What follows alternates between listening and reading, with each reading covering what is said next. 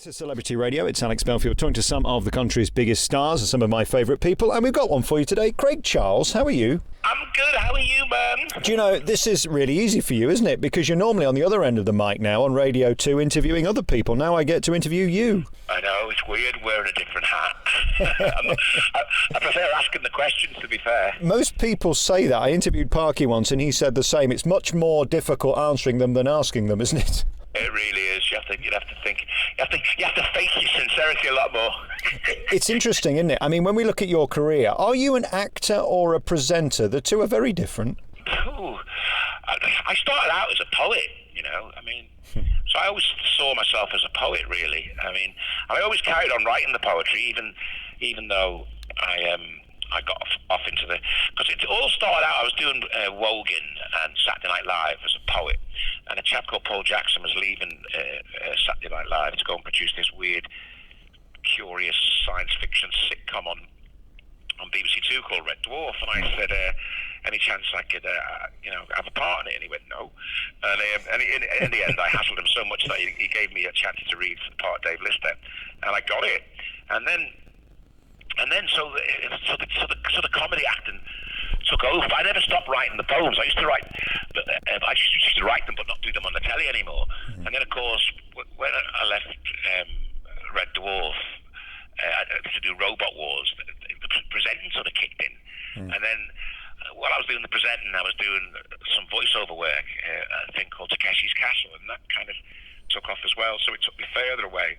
And then I got the opportunity to be in Coronation Street, and all of a sudden I was in Coronation for 10 years in the blink of an eye. Mm. And that took me further away. And then obviously, having left Coronation Street, I started doing the Gadget Show, and I've been doing the Gadget Show. I'm in the middle of doing my fourth series of the Gadget Show. So that sort of took me further away. But one thing that did happen when I'd left Coronation Street, I was wondering what to do. My kids, he said to me, Dad, you know those poems that you used to write for us when we were going to bed? That little character you created, Scary Fairy. Why don't you do something with that? That was really good. And I went, all right, I'll have that. So I went back and looked at them, and I thought, yeah, we could this could do something. And basically, it's just Little Fairy, and it's children's nursery rhymes, but with all the snot and blood and gore put right back in. Because my kids at the time were reading Harry Potter and Goosebumps and things like that. So it's like all the snot and blood and gore put back into these children's nursery rhymes, but they're seen through the eyes of this scary fairy, and she influences the action, but no one's ever known this before, because there's a newspaper in the Darkwood called the Once Upon a Times, and it's written by these trolls in the press, but they never tell the real story, and this is the expose, the real story of what happened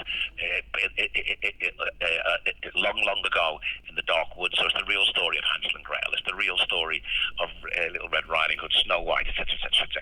This is the third one that we're doing. We've done with the Philharmonic Orchestra, so we've done Little Red Riding Hood, we've done Hansel and Gretel, and this one's Scary Fairy Saves Christmas, where basically it's loads of the characters from the Darkwood are all in this one story.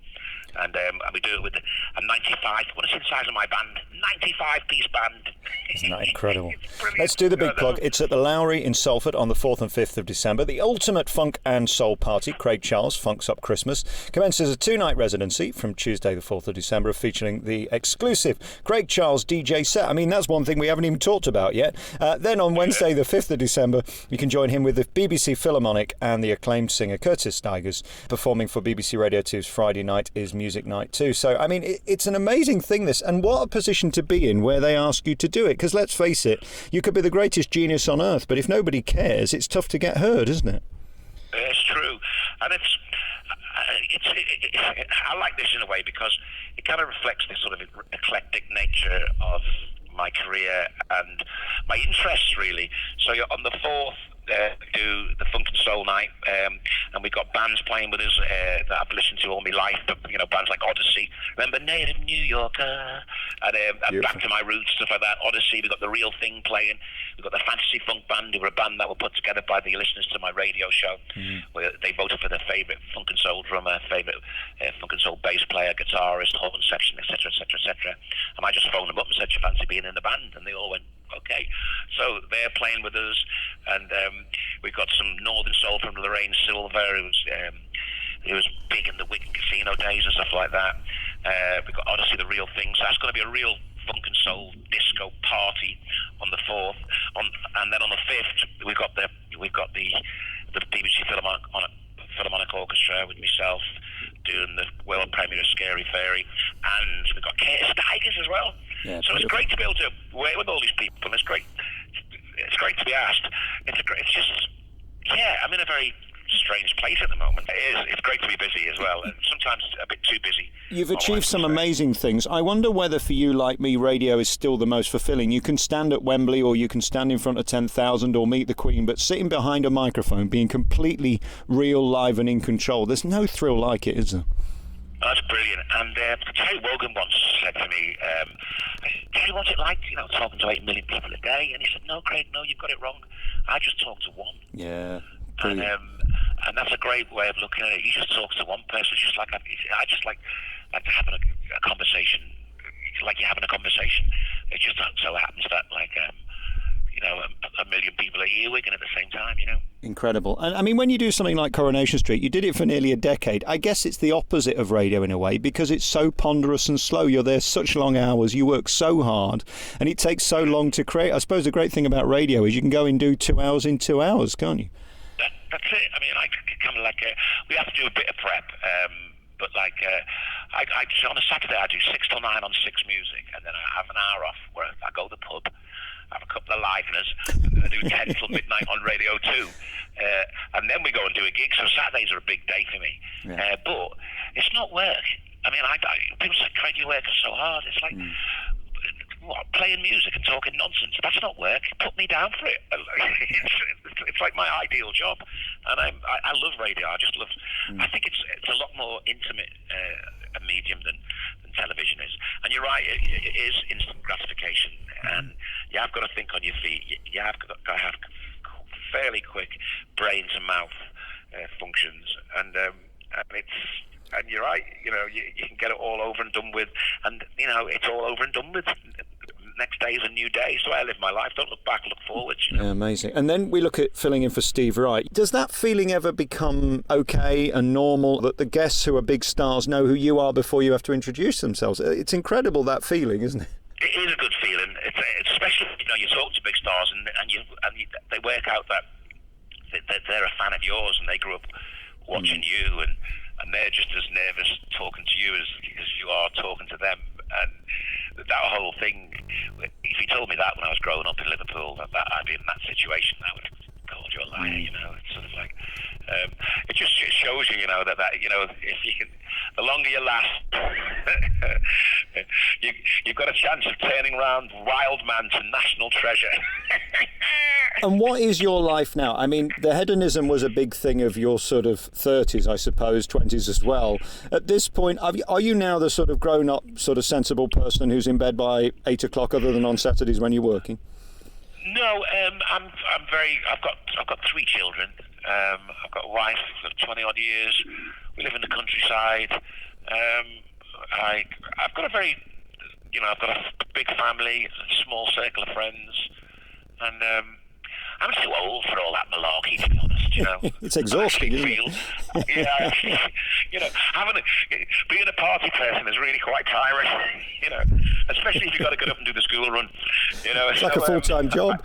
It is. So I've kind of slowed down an awful lot. I don't get me wrong, I don't regret anything, but things have got to change. And if I was still the same person as I was in my 20s now, it would just look sad. When you're the number one guy on the number one show on TV and everybody's into you and talking about you, it's not surprised you can get carried away. I wonder if there is any future for Red Dwarf, or is it sort of done now?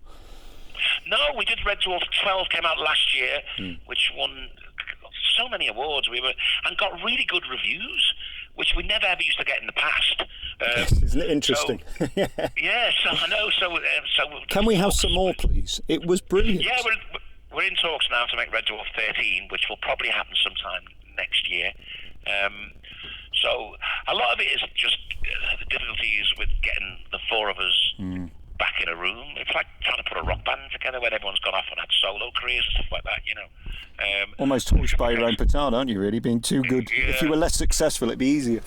yeah, then again, if we were less successful, people would want it less. That's So right. it's kind of, But yeah, we're hopefully going to do more Red Dwarfs. There's life in us yet. We need to do them soon, though, because, Robert is... you've seen at the age of Robert and Chris, and Danny, I'm the only one with hair. I'm the only one with hair. Age can be cruel. And what about Corrie, the day job? Do you miss it? Is there any hope that could reinvent at some point? No, I don't miss it. I've been too busy. What happened was my brother died. I was in the jungle doing I'm a Celebrity, and my brother died. And he had a narrowing of the arteries leading into his heart that created a blood clot. He never knew he had this, and he just dropped dead on the spot. And so I had to fly back from the jungle, and I just thought to myself, I'd been in Coronation 10 years by that time, and I just thought, will I be happy if this was all that I did now, or would I think I'd missed some opportunities? I just thought to myself, you know what, it's very safe to being in a show like Coronation Street. It's like a job for life. If they like your character, you're very well paid. And the work's not that hard. When you do work, you work hard, but then your storyline finishes, and then you're just in the pub saying, a pint of lager and a packet of crisps, please, for a couple and of laughing weeks, at other people's jokes. Yeah. So you work hard for a short while, and then you've got a lot of downtime because of someone else's storyline. So it's not that hard. But I just thought, you know what? Let's go and try some new adventures. Let's take a risk. Loving doing the gadget show. You're talking to a bloke who has got 6 remotes on his on his coffee table and doesn't know how to turn his television on. Can't you find one that does everything? We lost that one.